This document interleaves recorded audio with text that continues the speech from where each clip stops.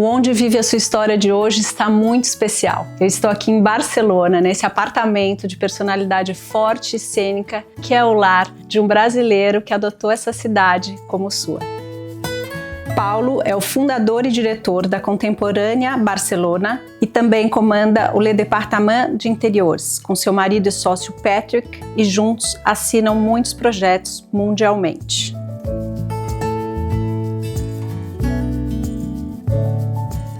Paulo, queria te agradecer. É um privilégio estar mais uma vez com você aqui em Barcelona. Na última vez você estava na correria da feira e quase fez a loucura de me receber aqui. Ainda bem que eu voltei alguns meses depois para estar junto nesse lugar que é a sua casa. Então, obrigada mais uma vez por me receber. Eu que agradeço, Ana. É um prazer te receber em casa. Bom, para começar, eu queria que você se apresentasse, falasse um pouco sobre você e contasse um pouco dessa sua relação com Barcelona. Afinal de contas, você veio para cá há mais de 20 anos. O que te trouxe aqui e o que te fez ficar e adotar essa cidade como sua? Meu nome é Paulo Ribeiro, eu sou arquiteto, eu me formei na Uniderp, em Campo Grande, Mato Grosso do Sul. E depois da formatura, eu vim para cá fazer um mestrado na Politécnica da Catalunha e na universidade daqui. E o meu mestrado deu a possibilidade de eu começar a trabalhar na Semana de Moda. E com esse trabalho da Semana de Moda, realmente eu vi que ser arquiteto não é somente construir casas, senão tem um amplo leque de possibilidades de trabalho. Então, eu gostava muito de moda, eu nunca estava relacionado com a moda, eu sempre gostei de arte. Desde pequeno eu pintei, minha mãe deu a possibilidade de eu aprender óleo sobre tela, grafite, e nesse sentido eu achei Barcelona maravilhosa porque ela respira a arte e a arquitetura, e é uma coisa que atrai muito as pessoas criativas. E aí o que te fez ficar aqui, adotar Barcelona como casa, como sua casa, como seu lar? Uma coisa leva a outra. Depois de trabalhar na Semana de Moda, eu montei minha própria empresa em 2007, um ano antes da crise espanhola. E eu comecei a me dedicar, com todos os contatos que eu tinha feito na Semana de Moda, comecei a me dedicar a fazer eventos para apresentação de imprensa e estandes para feiras. Eu me internacionalizei, porque quando veio a crise na Espanha, eu comecei a fazer estandes pela Europa inteira, em diferentes feiras, para diferentes clientes. Um dos meus primeiros clientes foi a Lindt. E além da Lindt, eu também estava envolvido com a moda. Então, eu contactei com o Le Temps de Cerise, que é uma marca francesa de jeans. Eu comecei a fazer os estandes deles em diferentes partes da Europa, Paris, Berlim, Barcelona. E aí, realmente você se sente integrado, não somente em Barcelona, mas na Europa, podendo trabalhar em diferentes países, curtir e aprender toda essa possibilidade criativa que eu pude ter e desenvolver aqui.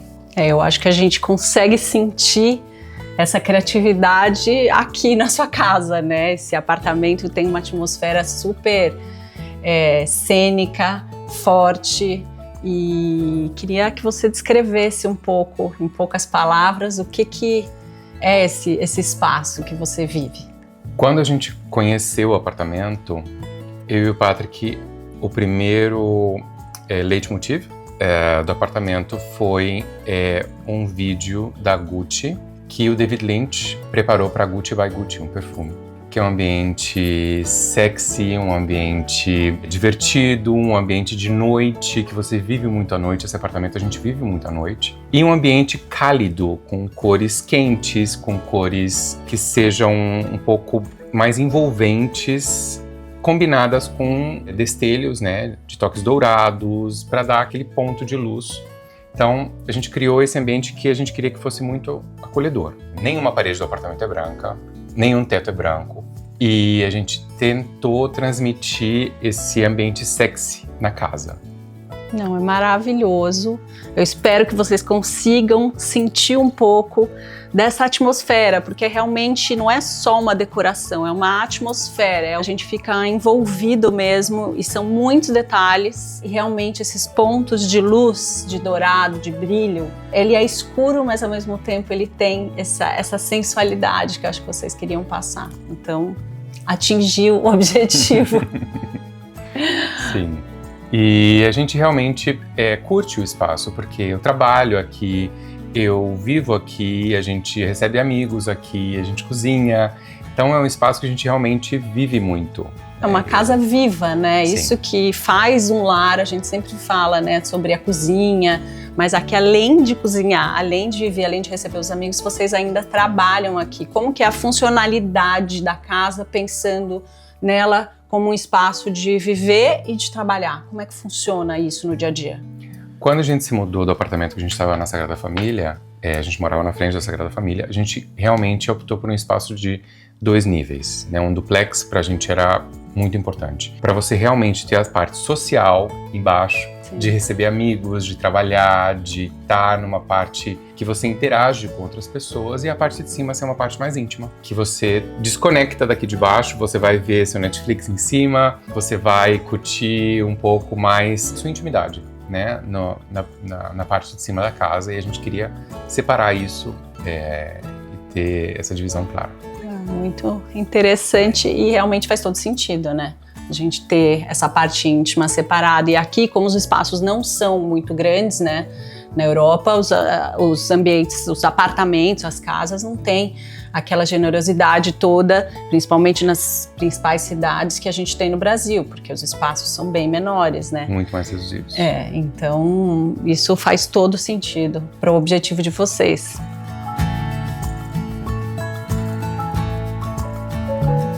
Bom, Paulo, com tanto tempo morando fora do Brasil, nessa casa que a gente já falou tanto, né, das inspirações, das referências, existe algum objeto, um móvel ou algo que representa, né, a sua relação com o Brasil ou que você trouxe até da sua história para cá? Você carrega alguma coisa para cá? Realmente eu não trouxe muita coisa do Brasil além da minha roupa, mas com os anos eu comecei a trazer os quadros que eu fiz quando eu era adolescente. Eu comecei a pintar quando eu tinha 10 anos e eu trouxe vários quadros para cá e eu posso te mostrar um. Claro. Que tá lá no nosso quarto. Ai, adoraria ver.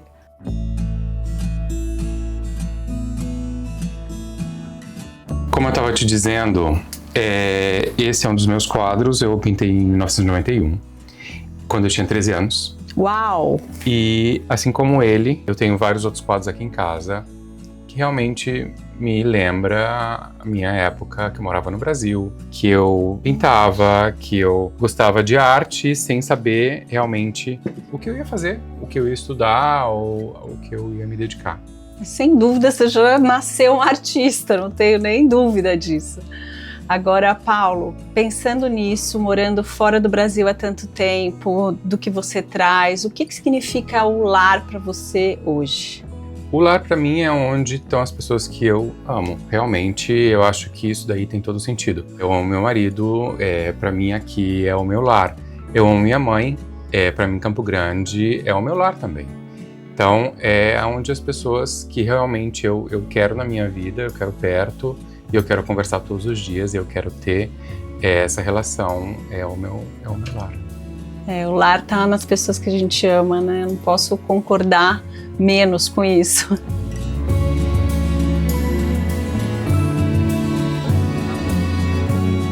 E Paulo, há uma narrativa visual bem marcante, forte aqui. A gente vê o contraste do escuro com o metálico, com as texturas. Eu queria que você me falasse o que isso diz sobre você nesse momento da sua vida. Isso eu acho que é muito representativo realmente o momento que a gente está passando. Quando eu tive uma ruptura de relacionamento, eu me mudei para outra casa, eu estava morando junto com outra pessoa naquele momento. E quando eu me mudei para essa casa que está na Avenida Diagonal, eu queria a casa toda branca, porque era realmente um momento de limpeza, era um momento de reset, era um momento de você desfazer do seu passado e começar um futuro novo. Agora, eu estou num momento rico e um momento cheio de nuances e cheio de texturas e cheio de expressividade. Então, isso é o que eu sinto agora, isso é o que eu gosto de compor no espaço. Então, para mim, a rusticidade do teto combina com a elegância do papel de parede e com a sofisticação dos cristais Tiffany. Esses contrastes, eu acho que eu trago do Brasil, né, que é um país de contrastes, e eu quero aplicar aqui na minha casa. E a rusticidade, eu diria que é mais a natureza, é aquela coisa um pouco mais bruta, que também muitas vezes é delicada, mas... e a sofisticação realmente é uma coisa europeia. A Europa é muito sofisticada. Então, essa combinação, para mim, é o que eu sinto agora na hora de se me expressar como arquiteto. E pensando nisso, ao mesmo tempo, na contemporaneidade, né, do morar, você acredita que a gente está mais se afastando ou se reconectando com o acolhimento no lar, né? Pensando nisso que você falou, da influência, da decoração e do momento até que você está vivendo, pensando como um todo, nos seus trabalhos, o que você observa dentro desse mundo de decoração e arquitetura. O que você entende de como está acontecendo esse movimento? Desde que Le Corbusier disse que a gente deveria pintar as paredes de branca, isso era um contexto muito diferente, porque na Europa as casas eram insalubres, eram úmidas, eram sujas, o exterior não era limpo como era hoje em dia. Então, o pintar de branco mostrava que você tinha um pouco a relação com a limpeza, né? A asepsia, né? A asepsia da casa, sim, a limpeza, a higiene, né? Então, naquela época, pintar uma parede de branco representava uma limpeza de espaço, né? Limpeza em relação a pó, em relação à umidade, em relação a todos esses elementos que naquela época, na Europa, ainda eram muito presentes dentro de uma casa. Hoje em dia é totalmente diferente. Hoje em dia você quer um espaço acolhedor, você quer uma iluminação interessante, você quer um espaço que represente o que você é. Então, isso faz com que a casa seja parte da tua personalidade. Já não faz falta ter paredes brancas. Você pode se expressar através das paredes, você pode se expressar através do seu mobiliário, dos seus acessórios, do que você gosta e você acha que faz parte do seu dia a dia. Mesmo que isso mude, né? Como você mesmo falou, eu tive uma casa toda branca quando eu precisava me resetar, zerar. E agora é uma casa rica de sentimentos, de emoções. E isso eu acho que reflete também muito no lar contemporâneo, porque as pessoas cada vez mais se expressam através da casa. Você consegue conhecer uma pessoa no momento que você entra na casa dela, porque aí tá toda a personalidade dela, né? E a gente muda o tempo todo. Você tá aqui há quanto tempo? Na Espanha, 25 anos. Não, nesta casa. E nessa casa, 5 anos. 5 anos. E ela já mudou muito nesse tempo? Ela mudou principalmente porque a gente não faz tudo de uma vez só. A gente não tem um projeto final no começo da casa. Sim. A gente tem uma base e que vai desenvolvendo segundo os anos passam. E você sempre vai adicionando e vai modificando e vai madurando realmente o espaço. Eu acho que isso tem muito a ver com você sentir e viver o espaço. Com certeza, sem dúvida. Eu também acredito nessa casa viva, né? Eu falo, uma casa viva. Quando eu trabalhava muito, né, como designer de interiores, às vezes eu falava para o meu cliente, não vamos colocar todos os quadros agora, todos os objetos, porque vocês vão morar nessa casa e essa casa vai criando vida também. A vida da casa e dos moradores da casa, ela vai se entrelaçando, né? Ela vai andando junto, caminhando junto, e isso faz com que a gente evolua e mude até móveis de lugar, né? Às vezes você tem uma mesa que está lá embaixo, você sobe para cá e vice-versa. Exatamente. Não, é o que você falou, é uma casa que está em constante movimento. Além disso, como a gente se dedica a isso, né? Então, essa necessidade de estar com esse movimento constante é ainda um pouco mais alta do que as outras pessoas, que quem sabe eles acham que é um problema, né? No nosso caso, é uma necessidade. Sim, mas você consegue em algum momento se desligar dessa alma arquiteta, assim, dentro da sua casa, no morar, você consegue se desligar do arquiteto?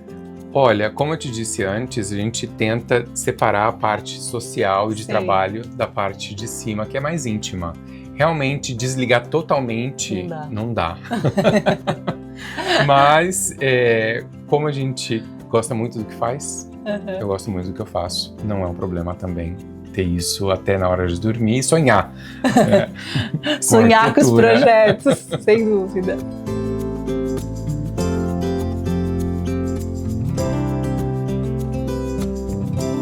E, Paulo, eu achei muito interessante aqui, conforme a gente foi conversando, e depois de ler seu currículo, que você é um curador, a sua carreira mistura artesanato, arte, design e também um acadêmico, um professor. E eu adorei saber que você tem esse canto aqui analógico ainda, né? Eu sou apaixonada por livro e queria entender um pouco como que as suas referências, como que você trabalha com essas referências e o que é a importância dessa biblioteca aqui na sua casa. Como eu vim para cá fazer um mestrado e um doutorado, realmente foi... o mundo acadêmico sempre foi em paralelo com o mundo de trabalho, para mim, né? Eu comecei a dar classes no Instituto Europeu de Design, com isso eu aprendi muito. Para dar a classe, realmente eu tinha que estar muito preparado. E depois no IDEP e também na Felicidade Dulce LCI. Isso faz com que eu realmente me desenvolva no sentido de pesquisar sobre não só a arquitetura, mas a arte, o design, o artesanato. No geral, a história da criação humana, né? Do nosso desenvolvimento criativo como civilização. Então, para mim é muito interessante isso. E eu realmente continuo constantemente nessa busca, nesse interesse em saber mais, em me informar, não somente com os meus livros, né, que são uma referência para mim, mas com internet, logicamente, hoje em dia, com Instagram, com podcasts, e com diferentes meios de comunicação. Com certeza. E deve ter alguns livros aqui que foram os primeiros de quando você chegou, que você deve ter um carinho especial, né? Que você vai trazendo nessa sua biblioteca, enriquecendo ela. Lá embaixo você até me mostrou um livro que chegou essa semana e que você está apaixonado. E tem algum livro aqui que você pode lembrar agora, que você fala, esse aqui eu lembro, ou eu já usei muito? Tem muitos que eu usei muito, por exemplo, Axel Verwoerd, ele é um art dealer e ele é um interiorista para mim, que é absolutamente referência. E também Tony Duquette, ele é o pai do maximalismo, né? E ele cria esses espaços super complexos na hora de compor texturas, volumes, cores. Então, Axel Verwoerd é todo o contrário, ele é minimalista total, orientalismo e texturas rústicas, e o Tony Duquette, ele é maximalista. Então, é a riqueza, é o barroco misturado com um ecletismo.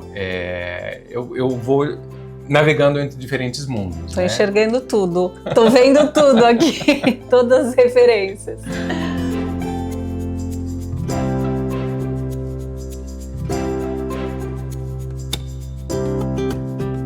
Paulo, agora a gente está aqui na cozinha, que eu acho que é sempre o coração da casa, né? Mas eu queria saber de você se você acha que existe alguma coisa que é essencial numa casa, não importa onde ela esteja. O que você acha? Independentemente de como seja a tua casa, realmente eu acho que é muito importante a iluminação. É você ter pontos de luzes onde são importantes, você criar ambientes, você chamar um profissional realmente que possa te ajudar e te auxiliar na hora de criar o teu design de iluminação. É muito importante, porque você transforma o espaço, independentemente das cores das paredes, do mobiliário que você tenha, de tudo. A iluminação vai transformar o espaço e vai dar essa sensação de ambiente acolhedor, ou vai dar uma sensação de um ambiente mais de trabalho, que você tem que estar mais acordado, ou vai dar a sensação que seja necessária, mas eu acho que realmente é importante uma boa iluminação no espaço. E o que eu digo, a iluminação também pode acabar com uma decoração. Você pode ter uma decoração linda, se a iluminação não conversar, né, com exatamente o que você falou, o clima que você quer dar para o ambiente, você pode acabar com a decoração. Totalmente. Principalmente com os tons de luz, né? Os tons de luzes que eles são tão importantes na hora de você... Esse é um espaço de trabalho, então o tom de luz é diferente de um espaço de dormir, né? O dormitório, o tom da iluminação é muito mais suave, né? Você pode ter muitos pontos de luz, mas o tom é muito mais quente, né? Uma coisa muito mais convidativa na hora de relaxar ou na hora de estar desperto, né? Na hora de trabalhar, na hora de fazer as coisas, que você tem que estar muito concentrado e ter muita atenção. Sim. E aí, pensando culturalmente, né? O que você acha que a gente pode compartilhar, né? Dividir com os brasileiros de jeito de viver europeu? O que a gente pode trazer para o Brasil? O que a gente pode comparar com o jeito brasileiro de morar? Europeu, quando a gente fala de europeu, vamos ter que separar, né? Europeu do norte e europeu do sul. Europeu do sul, português, espanhol, italiano, grego. Eles vivem muito o exterior, a rua, sair para tomar um café. Os franceses também fazem muito isso. Sim. Sair para tomar um café, sair para jantar, sair para almoçar. Eles vivem muito a rua. Então, o que é o interiorismo e o que é a maneira de viver não é tão importante, digamos assim, para os europeus do sul, porque eles vivem muito o ambiente exterior das cidades. As cidades são muito agradáveis, no sul da Europa no geral. Os europeus do norte, já seja suecos, noruegueses, finlandeses, eles moram muito dentro de casa, faz muito frio fora. Verdade. E eles realmente não utilizam o que é o exterior pelo tema da temperatura. Então, nesse sentido, Avaralto é um finlandês. Eu estive na Finlândia fazendo um tour para conhecer as casas dele, porque realmente ele era uma pessoa que dedicava muito tempo em compor os ambientes e o design de interiores, porque eles moram realmente dentro de casa. 80% ou 90% do tempo você está no seu espaço residencial. Então é importantíssimo. Ele utilizava muita madeira, ele utilizava uma luz quente, ele utilizava materiais que realmente fizessem com que o espaço fosse acolhedor. Com certeza. Acho que a gente pode até fazer essa comparação no Brasil, né? Por ser um país tão grande. Aqui a gente está falando de países, mas no Brasil o jeito de morar no norte, no sul, tem muito a ver com isso também, né? Com essa parte, como que é o clima, culturalmente e tudo isso. Sem dúvida. Agora, para a gente acabar, eu queria que você pensasse, se esse apartamento, se essa sua casa fosse uma pessoa, como você a descreveria? Essa casa, se fosse uma pessoa, seria sem dúvida um homem, porque a casa é masculina, a casa tem muita personalidade, a casa é uma casa madura, é uma casa que tem caráter, é uma casa que transmite muito e conta muitas histórias. Então, é uma pessoa vivida, é uma pessoa com uma personalidade forte e é uma pessoa que quer transmitir e contar ao mundo que a criatividade faz parte da nossa vida e é algo que você tem que dar o valor, que tem que ter e que seria muito triste não viver sem criatividade, né? Então, realmente faz com que nossa vida seja melhor e mais feliz. Com certeza. Então esse foi Onde Vive a História do Paulo Ribeiro, um arquiteto, curador, artista e agora acho que eu posso chamar de meu amigo. Obrigada mais uma vez por receber a gente tão bem. Agora a gente vai comer aqui umas coisinhas que o Paulo e o Patrick prepararam pra gente, porque afinal de contas essa hospitalidade brasileira não tem igual. Obrigada, Paulo. E não se perde. Não, verdade. Obrigada por tudo. Obrigado a você, é um prazer.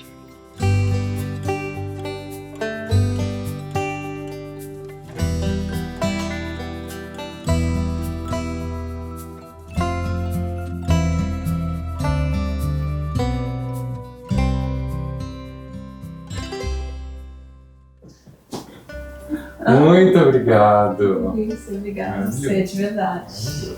Ainda bem que a gente conseguiu fazer, né? Sim. Um dia antes, né? Eu fiz você fazer a contemporânea gravar, você ficou bravo comigo. Agora a gente fez profissional. Sim, agora é todo mundo tranquilo, todo mundo, né? Todo mundo fresco, todo mundo bem. É outra história, obrigado a você.